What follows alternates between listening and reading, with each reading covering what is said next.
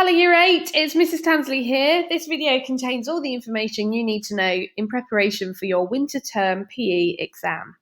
In this exam, you need to be able to answer questions on behaviours in sport, somatotypes, and components of fitness.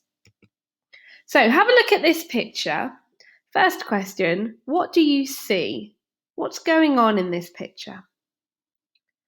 And what can you infer? So clearly there is a man that has gone down who is injured. So what would the other players do? Okay, etiquette in sport. A definition of etiquette are the unwritten laws of sport. You need a pen and a piece of paper. Pause the video now and write that down. An example of etiquette in sport, when an opponent is injured in football, the other team will kick the ball out so they can receive treatment.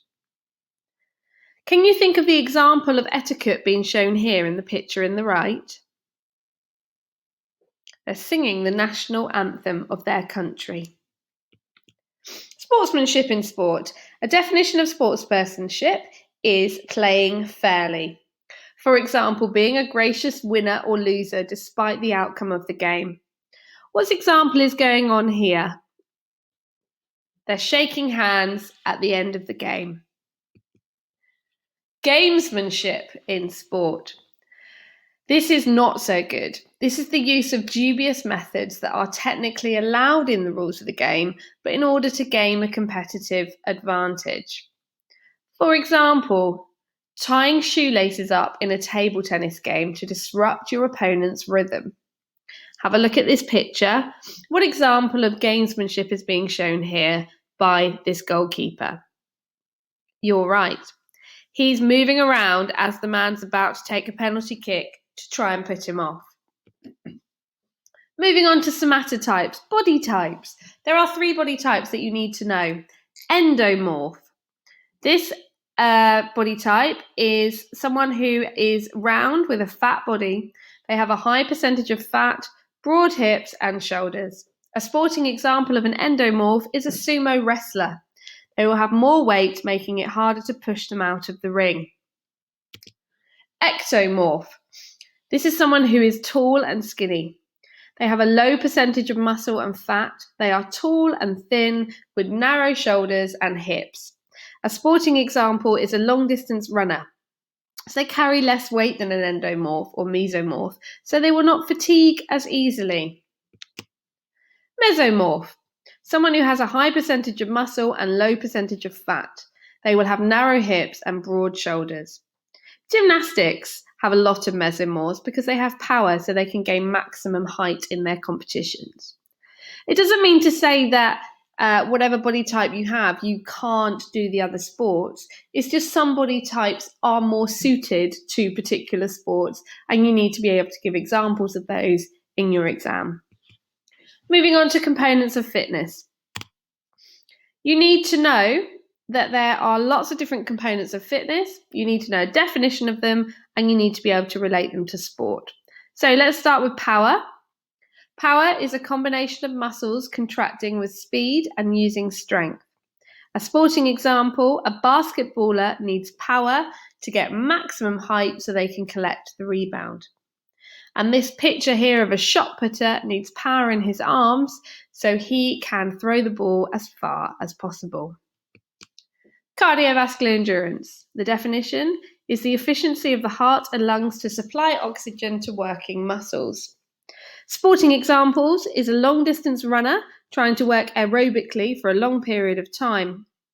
Also, you can see here, we've got the 3 different events in the triathlon: running, cycling and swimming, and the athlete will need a lot of cardiovascular endurance to do well in this competition.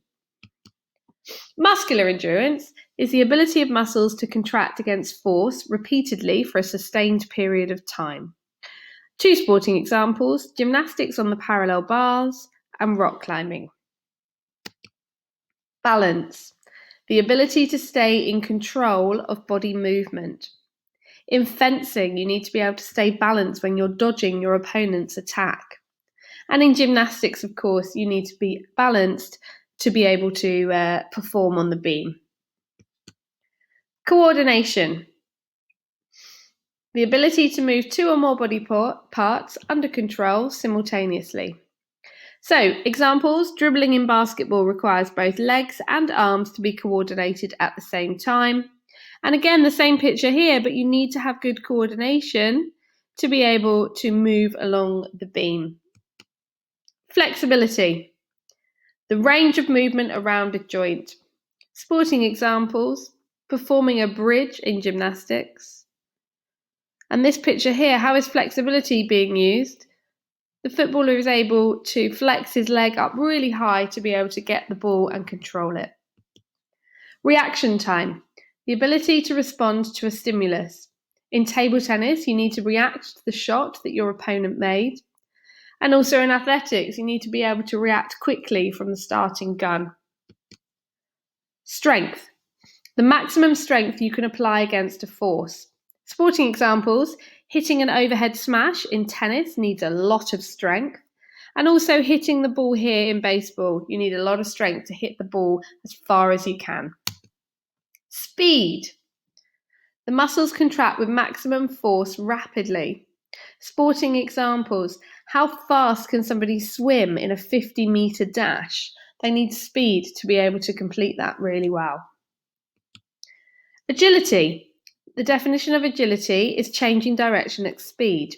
A sporting example: a table tennis player needs to move back as quickly as possible to the ready position after hitting the ball to their opponent. In football, you need agility to be able to move in different directions whilst moving at speed. And this table here is a summary of everything that we've just gone through: power, cardiovascular endurance, muscular endurance, balance, coordination, flexibility, reaction time, strength, speed, and agility. That's the end of this presentation. Make sure you learn everything that we've gone through in preparation for your winter exam. Good luck!